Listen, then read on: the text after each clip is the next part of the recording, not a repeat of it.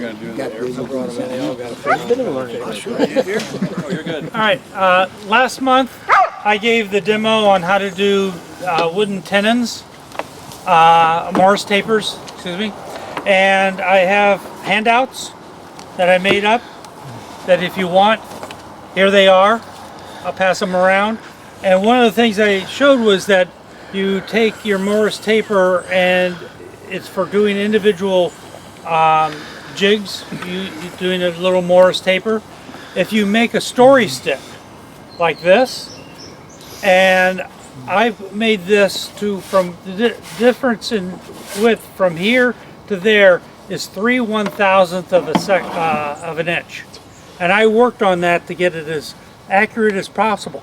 Now I stick this, all I have to do is stick this in my lathe, in the hole, put in my cone center. Now I can just take the tool rest and put it up, lay it against that, and I'm done.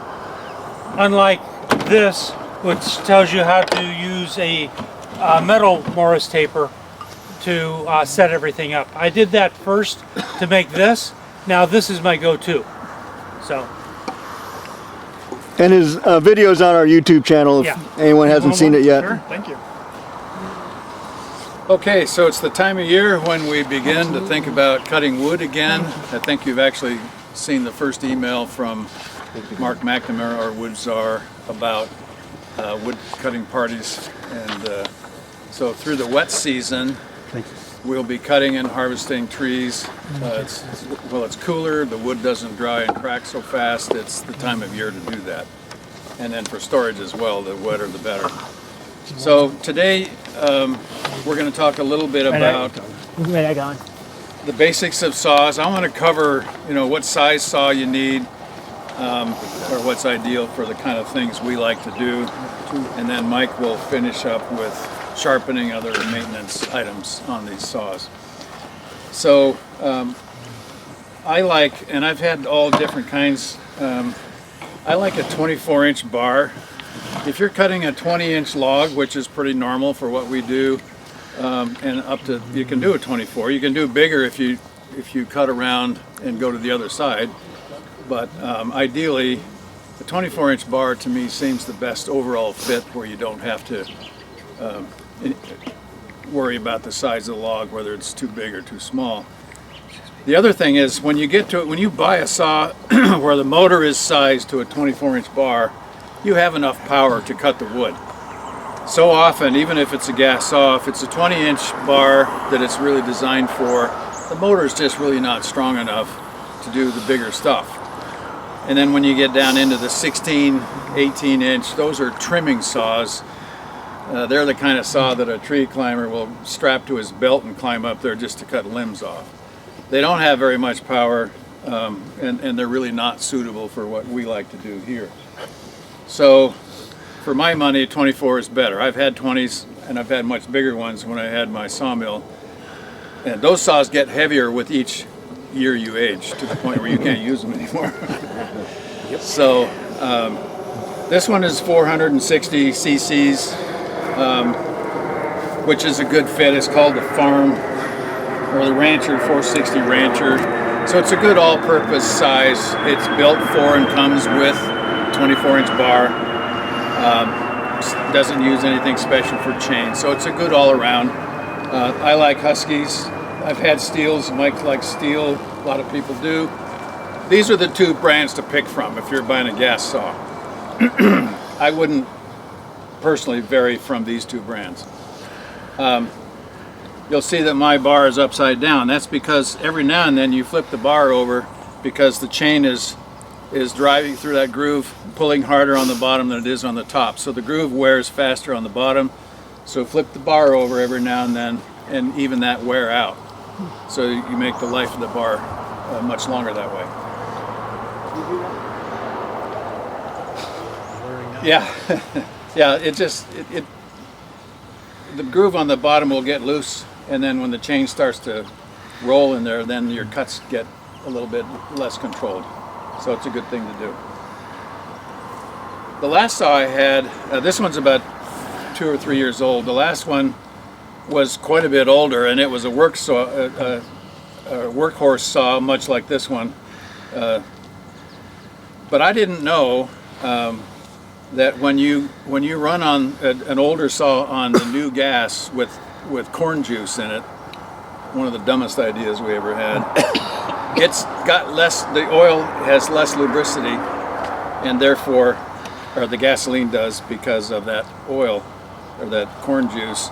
So it actually burned up the motor just buying unleaded gas, which I bought for 15 years prior and never had any issue. But that's the reason the motor burned up. So today I would recommend, even if you have an older saw, but especially on the new saws, always buy the pure gas. Yeah, it's like $8 a gallon, and you have to find a gas station that has it. But don't burn up your saw over using regular unleaded gas. And the other advantage is that that gas, I don't think, deteriorates in the same way that the gas. That's correct. Yeah. But not only that, I went and got gas one time for my saw, and I asked for premium. Yeah. Well, he didn't flush the hose out, and I got unleaded, and I just burned up my saw. Oh. Well, it isn't just premium. You have to get what they call, down here it's pure gas. Non-ethanol. There's no ethanol in it. That's what you want to avoid. Bill. I looked online. If you search on Google non-ethanol gas around Portland or in Oregon, they'll give you a list of And none of them have it, because I did that last week. They're out. Well, this one down here across from Costco has it. The 76 Yeah, down here. 76. I was there yesterday. There's one on Macadam in Lake Oswego. Yes, he's out too now. He's out? Yeah. But even for my leaf blower, anything that runs on a two-stroke motor, new or old, how much gas do you really use in one of those? Not enough to worry about the price per gallon. Just get the pure stuff and save your motors. Lawnmowers too. Yeah. And lawnmowers. Yeah. So, good bar oil. There's lots of different brands. I don't think there's a big difference, but make sure the advantage to bar oil is it's higher viscosity, and you don't just throw it off the first minute you start the saw up. So it's important. It's not that you can't use motor oil or transmission fluid. I've used them all, but you just go through it so fast. So good bar oil stays with the chain a lot longer. It's worth buying the right stuff. And then just make sure as you're operating your saw, once in a while, take the air filter out and clean it. You know, they're easy to get to. This one, you gotta have a little Allen head wrench to get this one. But just clean the air filter, because this saw lives in a world of dust and chips and shavings, and they pack in there. And if your saw gets hard to start, as they all do from time to time, 99% of the time it'll be that your air filter is just packed solid with chips and sawdust. So don't take it into repair shop if it's hard to start. Clean the air filter. It's pretty simple. Spark plugs, generally in modern saws, especially if you use the good gas, they'll last for years and years. But again, if it's something you like to do, a new spark plug every year, what's that cost you? $5 or $6 maybe? Not even that much. Yeah, or less. So they're pretty basic. Make sure you got good spark, you got clean air, and get the right fuel. And don't forget to lube your bar, lube your chain. So, So you drain the gas over the summer? I don't ever bother, personally. But yeah, ideally you would run it dry and just run it out of fuel and leave it. Modern carburetors have little diaphragms, and if they dry out, they get brittle sometimes. So on chainsaws, you know, it doesn't have a float bowl with a needle valve like a lawnmower does. These are more diaphragm type. There's an additive you can use called Stable. Yeah. That I've used in the past. That works really well. That works pretty well. Yeah. I use that in everything. Stable. Ethanol shield is another one. Yeah. It's probably a good idea. I've never bothered, and I've never had any issue. It helps keep the water out of the gas. I think that's what it is. Yeah. Yeah, this will absorb the water and actually turns the water into a powder. So it goes through and burns up the engine. And in a two-stroke, it stops the gas from separating from the oil. Yeah. So any questions on gas saws before I switch to electric saws? Jay?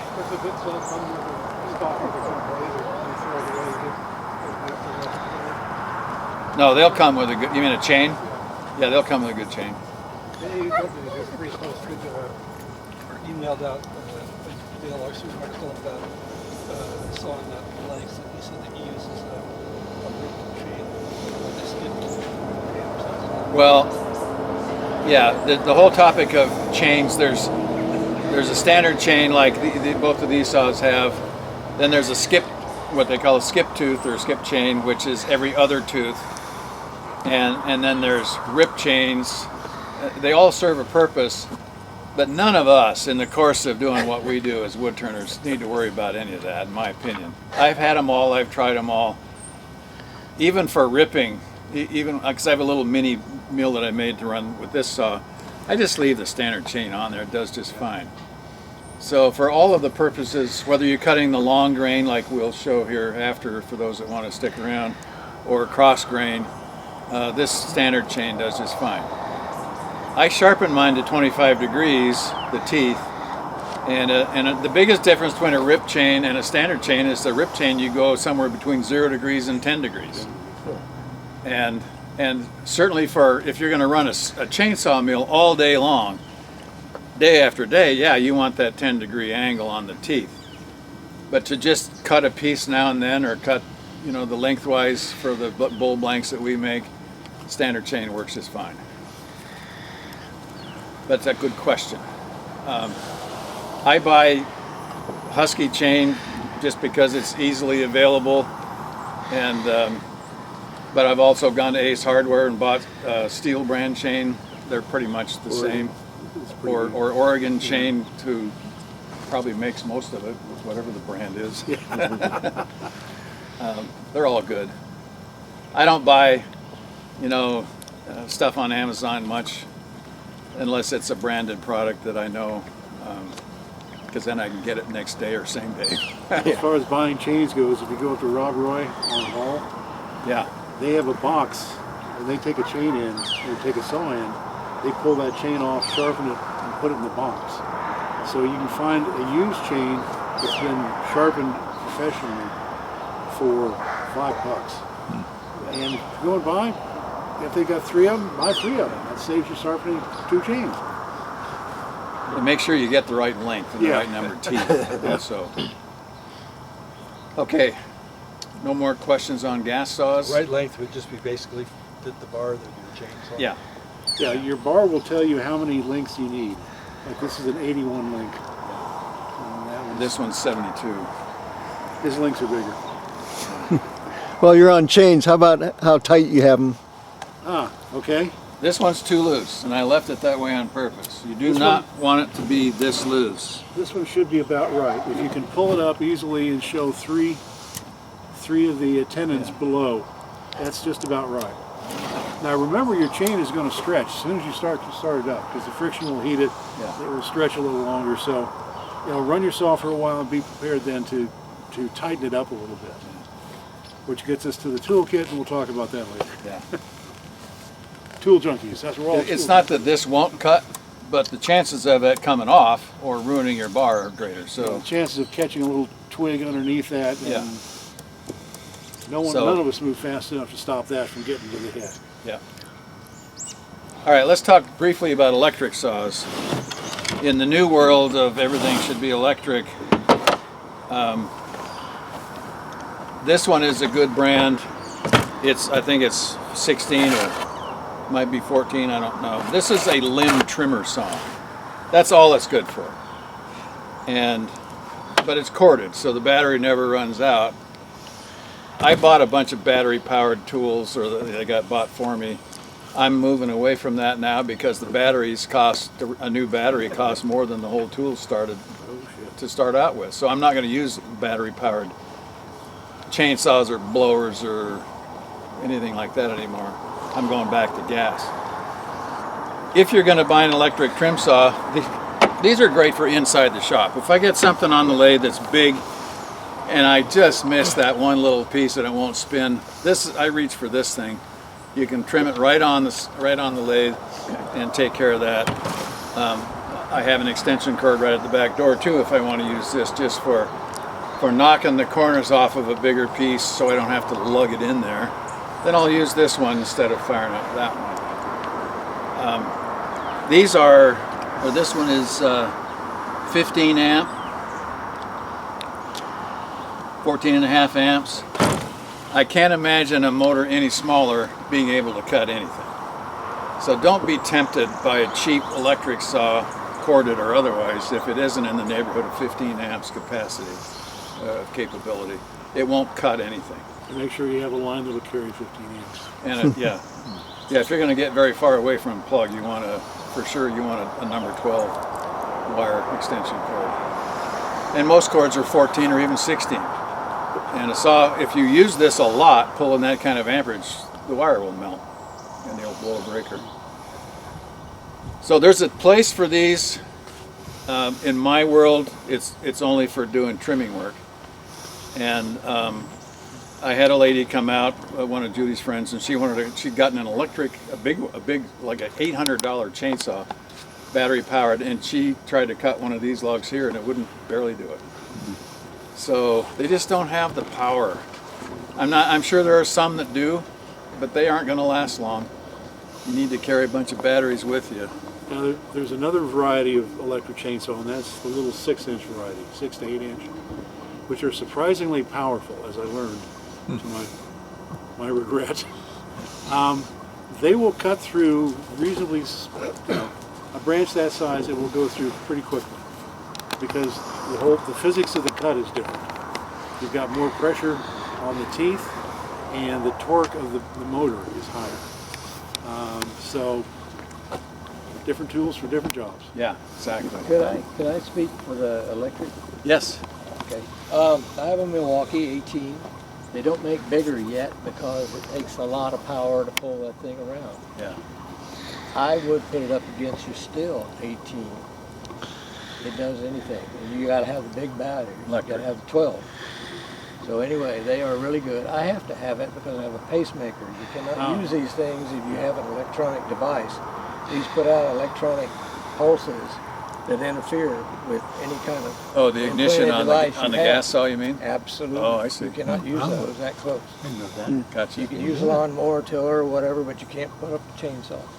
You can't wear a backpack, Yeah. a blower, or any of those kind of things too close to your heart, to I'll be darned. your device.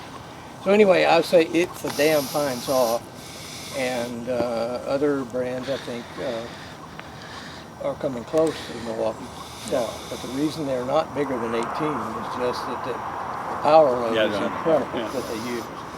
But I have a number of batteries that I use with it, and I've never had a problem with it. It cuts a lot. It does a damn fine job, is what I want to say. Yeah. And it's Now, good for my 8-inch saw It's is worth in the money. Milwaukee, which What's I that? think the power is something 8-inch Milwaukee saw. likes to do. Yeah. 'Cause, I cut down a tree the other day through the trunk that was an 8-inch diameter trunk, and it took it down just fine. Yeah, but this thing I put up against a steel, same size. As batteries get Milwaukee better, and tool. they will continue to get better, then Yeah. the world will change. But in my opinion, it isn't quite there yet. Now, I noticed you got your gas can marked Husky only. Yeah, Is that a 40-to-1 oil mix, gas oil mix, or 50-to-1? it's 50. 50. It's Husky only because this is the pure gas, and then I mix in the standard little 2.5 ounce Right. 2-stroke oil. Wow. Yeah. So my last comment would be, if you're going to buy a saw, never assume that because the bar is 18 inches long or 20 inches long that you can cut a log that's 18 or 20. You cannot bury the bar in a piece of wood. You will run out of power because they're not designed to do that. If the bar is 20 inches long, it's really designed for 12, 10, somewhere in that range at peak efficiency. So when we're cutting the kind of logs that we do, frequently 20 and bigger, you need a 24-inch bar for the things I do and I like to do. And that means you got to have more power to pull that chain around. You got more teeth in contact. You got sometimes really hard wood. And if you buy a saw that's just barely big enough to do the job, you'll buy it again. So invest in a good one, oversized to begin with, and ultimately save money that way. Pay once, cry once. Yeah, exactly. Yep. Like a lathe. Just like lathes, yeah. Yeah. And tools. What about chain oil? A lot of people they change the oil in their car. They use that oil for their chain oil. Yeah, well, I've never stooped quite that low, but I have used ATF. I've used motor oil. It's just not as good as real bar oil because it's not sticky enough. You throw it right off the minute you start the thing up. So, yeah, that's what I was getting at. The bar oil that you sell as bar oil is sticky, Yeah. so it doesn't spray. Yeah. So There's a woman on YouTube that runs a small engine shop down in Arkansas somewhere, and she's really good. It's funny, the best small engine repair people are women. Small hands, I don't know, detail oriented, whatever. And Smarter. possibly. She's not out cutting the wood. Certainly you're bossier. Yeah. But she gets questions like this all the time. And I enjoy watching her because I like solving puzzles. And small engine repair is sometimes the most complex puzzle you can imagine. What's her name? I don't know her name. The site is Chickanic, ChickAnic. That's her site. And she's got a sense of humor. I would think in that business it is an essential element. But she is very good, and people send her questions and all that. And the motor oil comes up every now and then, and she says, "No, come on. If you can't afford to buy the right oil, you can't afford to be wasting your time cutting wood." So that's not really a good substitute. The chain oils, the one that I use is this one. It's made by Echo. It's called Red Armor. And in all the tests of the two-stroke oils, this one always wins by more than a nose. That's So, for the gas? this is for the gas. Okay. oh, okay. And as far as the gas goes, the unleaded gas, I used chainsaws for years with unleaded gas. And they all died the same way. An ugly, unpleasant death, but after 10 years of service, they don't run them. So I started using, when I bought this one, I've started using nothing but unleaded gas. You say unleaded or you say pure? Pure, no ethanol. And it starts easier. Every now and then I'll pull the plug out and look down at the cylinder to see if it's being etched. It lasts much better.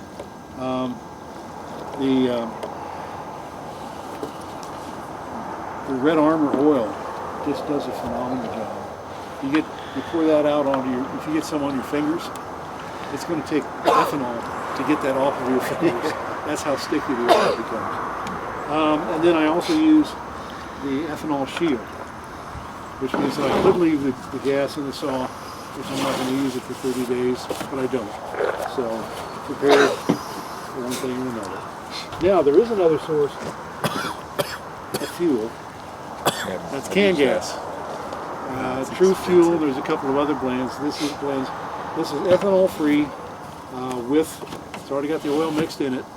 You can also buy it for 4-stroke.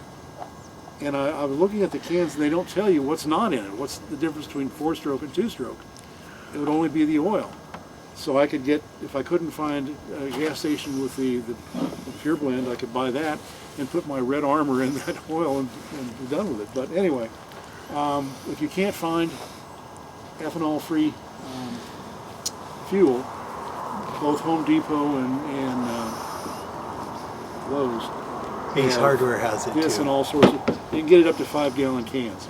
Steel also makes Yeah, I that imagine too, they but man, probably is would. it expensive. It's not cheap. I think this was $7 at Home Depot. But for demonstration purposes, it's fine. I'll try it. It's I'll try it amazing sometime. how much cutting you could get done with a can that size. Yeah, I mean this would be It lasts a long time. a tank and a half for this saw. But there's all sorts of things. I use the Still bar oil. I have used other things for bar oil and not been happy with them. The saw was even less happy with it. What model is your Still? This is a Still 291, M291, This is the largest of their non-professional models. Anything with a 3 on it is intended for people who use the saw professionally. I couldn't flatter myself enough to buy one of those. So is that a 20-inch bar? 20-inch I bar. have a 250, which is an 18. As you can see that 4-inch difference. Now the 20-inch bar, if I was going to try to cut one of these logs, what you do is you don't actually go all the way through.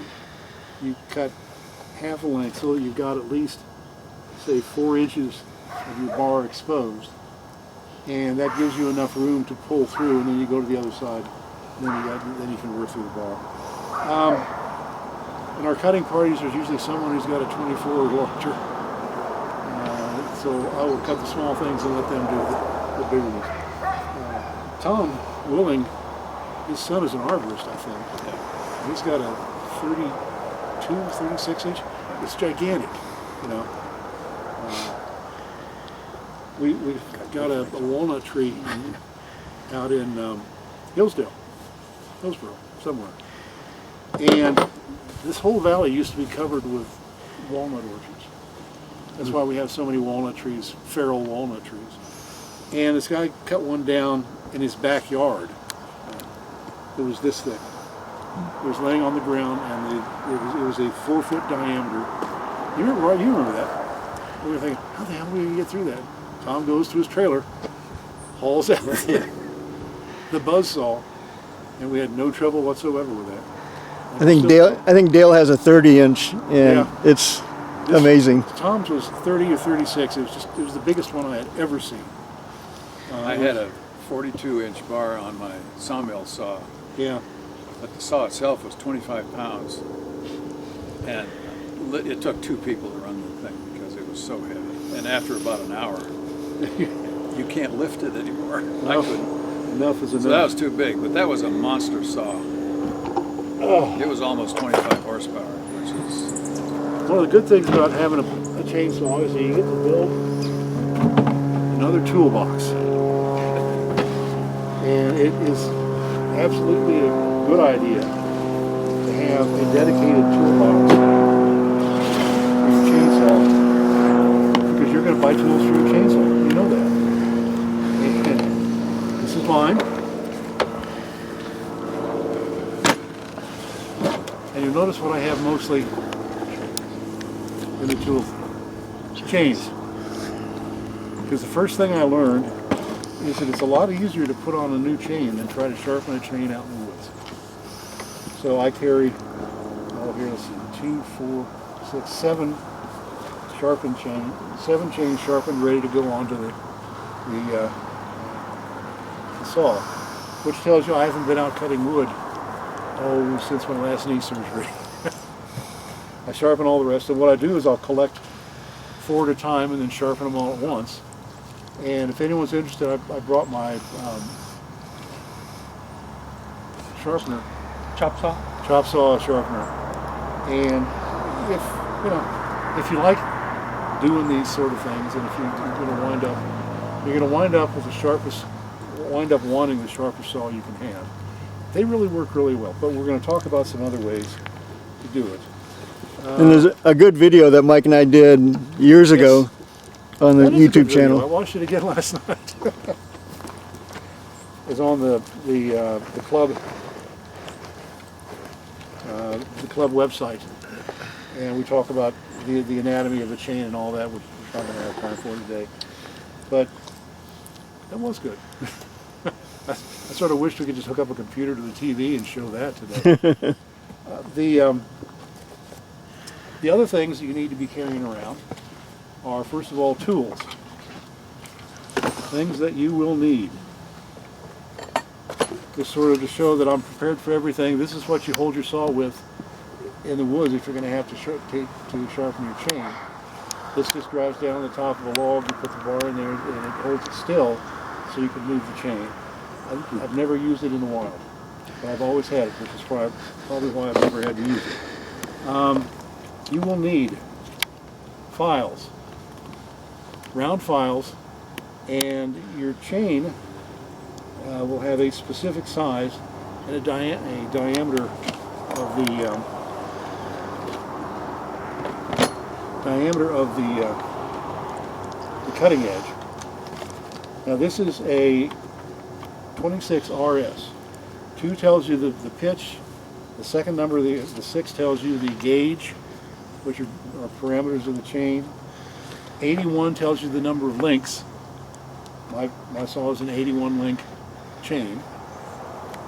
And the degree of care you ought to use when you use this. This is a yellow chain, which is what I think all of mine are. Yes.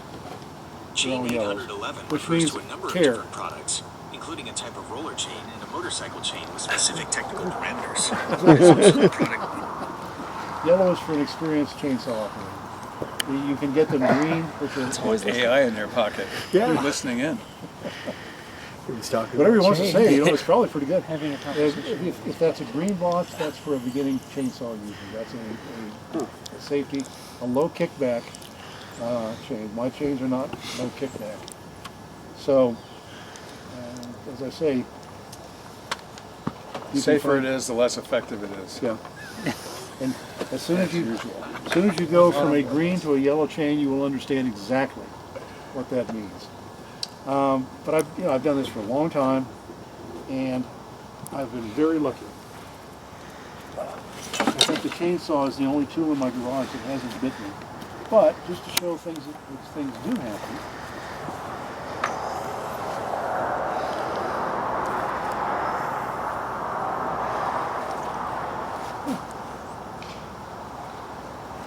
Oh, I was embarrassed.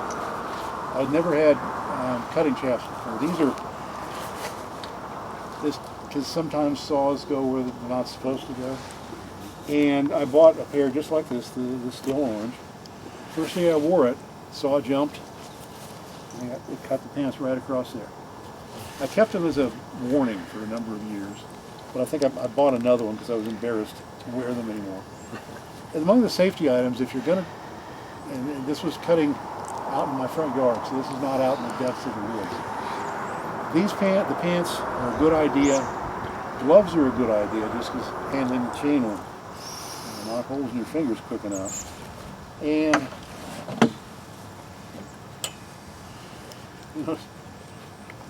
I don't wear a mask at the lathe, but I do wear a mask with a chainsaw. This is a helmet with ear guards, which are essential. An hour of an unblocked chainsaw will send you to the, what did you say? Corner of things. And this face guard, actually I wear this at the lathe sometimes. Because I feel more secure with this face guard than I do with the little plastic mask. But they're not expensive. This is from Oregon. Again, one more thing that Oregon makes just about everything associated with chainsaws. Although I think they're made in China. They're not expensive. This is about 20 bucks. I've had one in the last 15 years, so they last forever.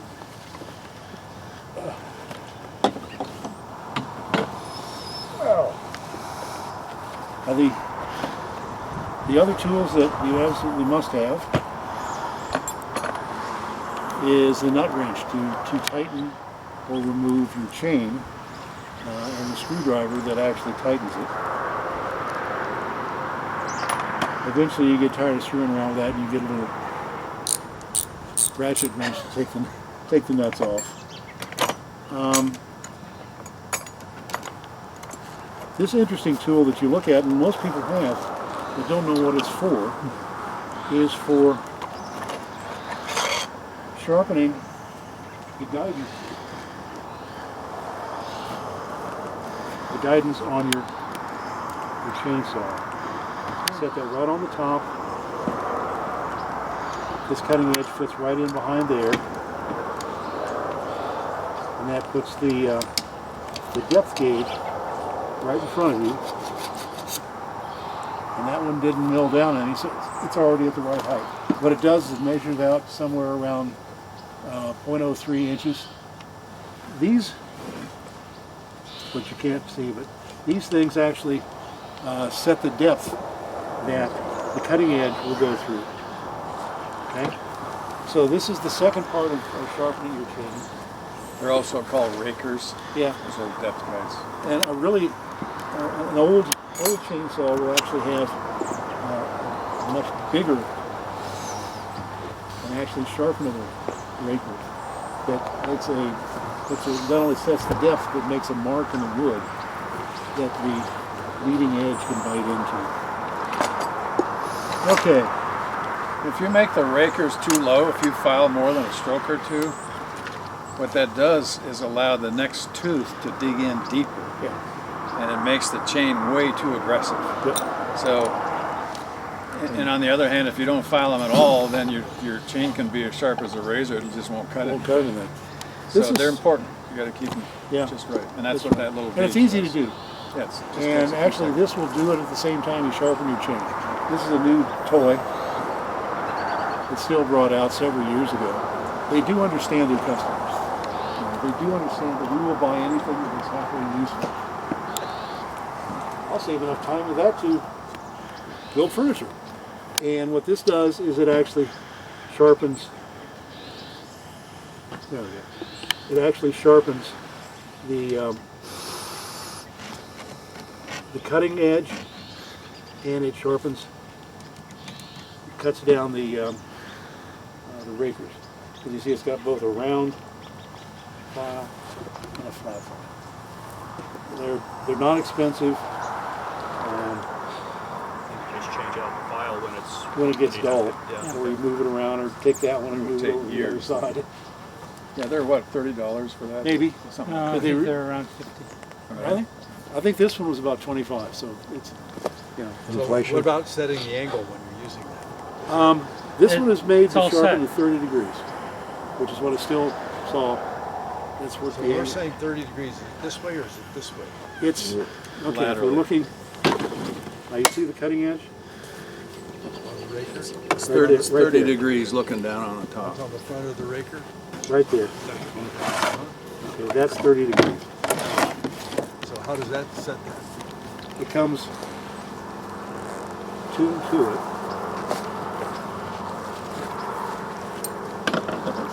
Just goes with the previous one?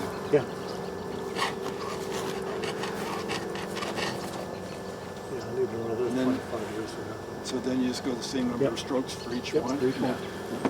Ideally, when you sharpen your chain, you should go through and you should find the smallest cutting edge, and give that 2 strokes, and then sharpen all the rest of the chain to that same size. That'll give you the most even cut through the wood. You want the teeth to all be about the same length, Bruce. If you have some long ones and some short ones, the long ones will bite sooner, the short ones will bite later, and you'll get a curve. Yep. If you're sawing through a cross cut on log, it'll do this. Yep. So if you see that happening, 9 times out of 10, it's because they may be all sharp, but some of them are shorter than the others, and probably a lot of them. If you hit a nail, it's usually on one side, not both sides. And if you only sharpen the side that got hit, the chain won't cut. It'll Now, just do this. If you do something like that, you go through and you look at the very tip of each cutting edge, and a hard object will blunt that. You take it and sharpen that back to the sharp angle, get it back to 30 degrees. That'll prevent that curve. Because you can get a chain curving this way.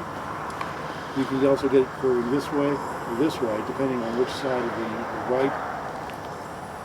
right or the left side chains are out of line. And so you go back through, or teeth, and you've got all your teeth lined up, and it's still cutting in a curve. Probably what's wrong is that that chain moves just a little bit back and forth. This is an old bar. It's gone through 3 saws. And I can't find one that's got the separate unit, the roller-matic. There are teeth in here that actually keep the saw in line. And in the old days, they made them with a separate gear alignment that you could grease separately. And I can't. They don't make them anymore. So. Well, they make them, but only for bigger saws. Yeah. Yeah. So, anyway, then that brings us to another tool that's worth having.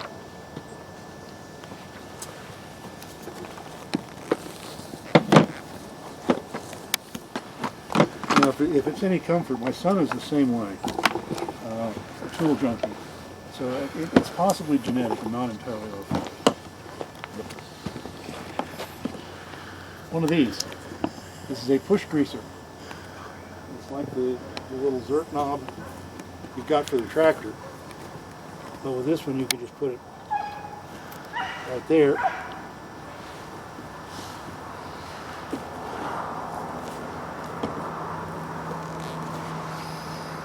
And you can see the grease, it dumps the grease right down into that. And that spreads over all of the teeth and lubricates that into the saw. Where do you get that? Well, it's made in Germany, so I don't know where you're going to get it now. If we ever get our country back, we might be able to get them. I think this was from, I think I got that at the Still store, actually. Back in the days when those blades were, those bars were used. The problem with the chain moving back and forth like this, the groove in the bar may be getting worn down. It may be wearing out. It might be that you need to look at the tenon on your chains, make sure that it's still not worn out. Could it also be from a loose chain? It can be from a loose chain. This one is not loose, but it's still moving a little bit to the side. So I may be looking for a new bar here pretty soon, but that's one of the things to look to, because that loose bar will run you back and forth also. One of the tools that Steel sells is a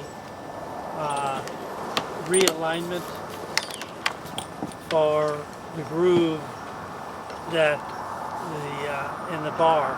Yes. That holds it. You run it just as you run the sharpener across. You run this back and forth, and it takes out that. If it's like this, it goes. Well, you can bring everything down the same. Down. Yeah, I've seen those. If you're a professional logger or tree faller, you want to worry about things like that. Yeah. For us. But one of the problems with knowing stuff is that people ask you to tell them about it. And one of the benefits of knowing stuff is you can tell people about things they really should avoid. And I'm about to do that. Sometimes a tool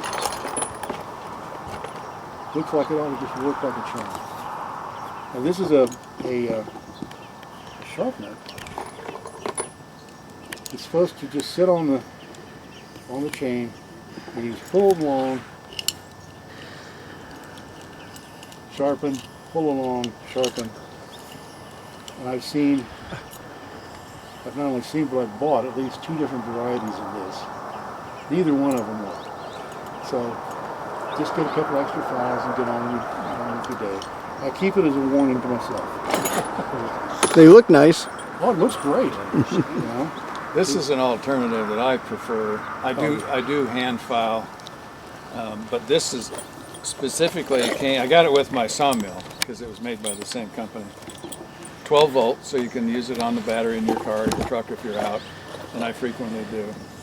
And it has, I'll pass it around, it's got little angle lines marking on there, so you can, by hand, just hold it in at the right angle and keep all the teeth at about the same angle. And then it just has a simple on-off switch.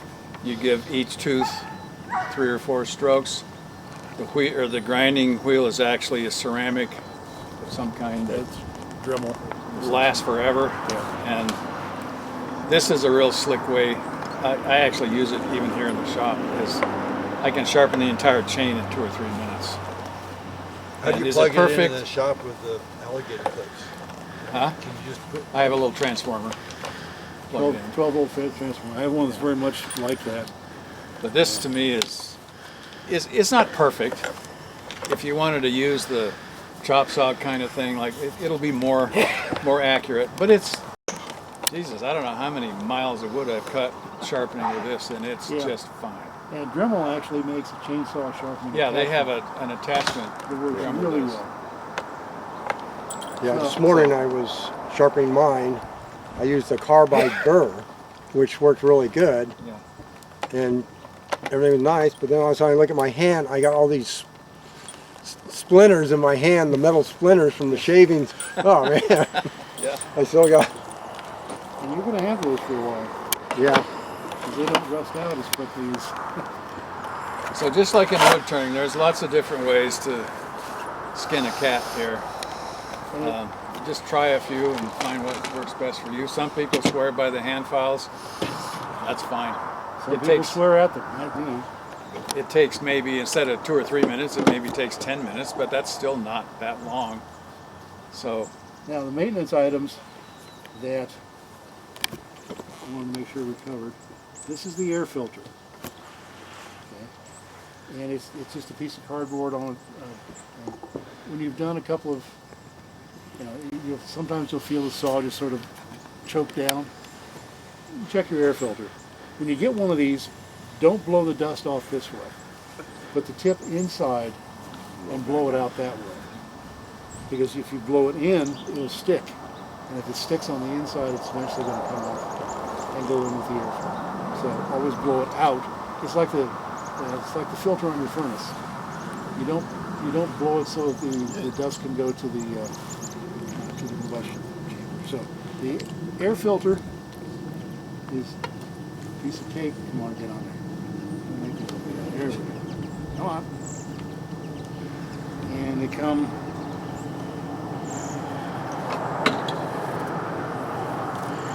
packs of 2, made in China, of course it is.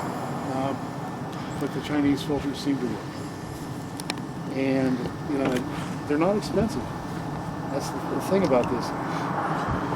If a filter is questionable, throw it away. Get another one. It's going to cost you $1.50, I think. Just get rid of it, put a new filter on. The other filter that you should pay attention to is the fuel filter.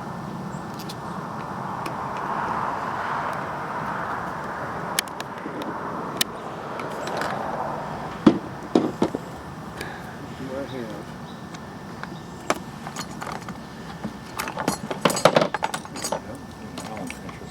Nope.